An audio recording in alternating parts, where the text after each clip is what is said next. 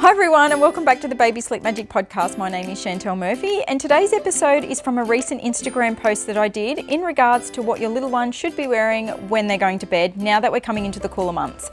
If you do find this information valuable, please feel free to share it with a friend or another mum. Enjoy the podcast. Hi everyone, I'm going to touch base with you quickly on what your little one should be wearing to bed now that we're coming into the cooler months. Now that we're in April in Australia, it's actually, to be honest, quite warm through the day, but at night, especially between the 2 and 4 in the morning, is actually where it's quite cold.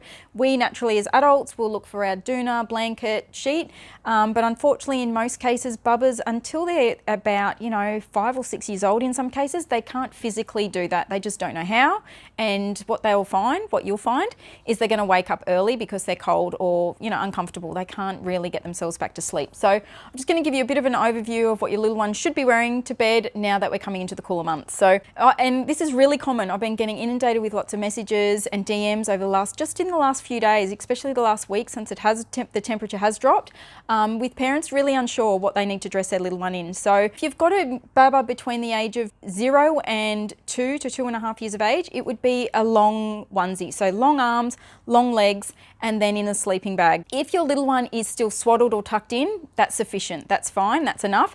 If your little one is beyond 6 months of age and you are using a sleeping bag, that sleeping bag needs to be at least 2 to 2.5 tog with a onesie underneath, so long arms and long legs underneath.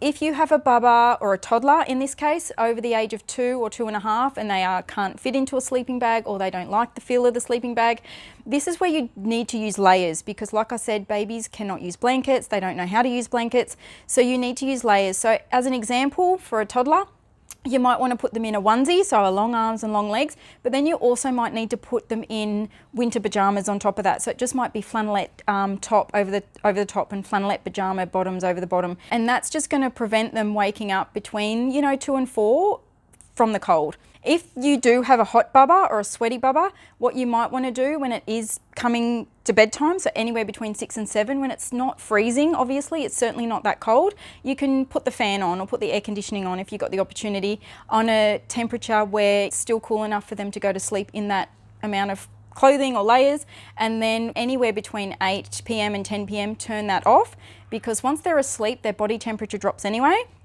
And all the layers that you've got on will start to do their job between 2 and 4 in the morning.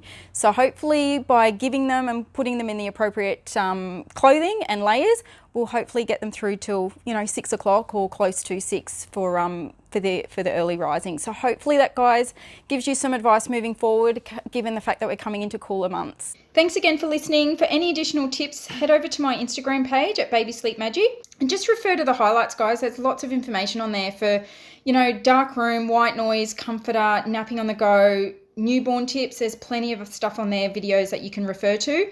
Thanks again and see you next episode.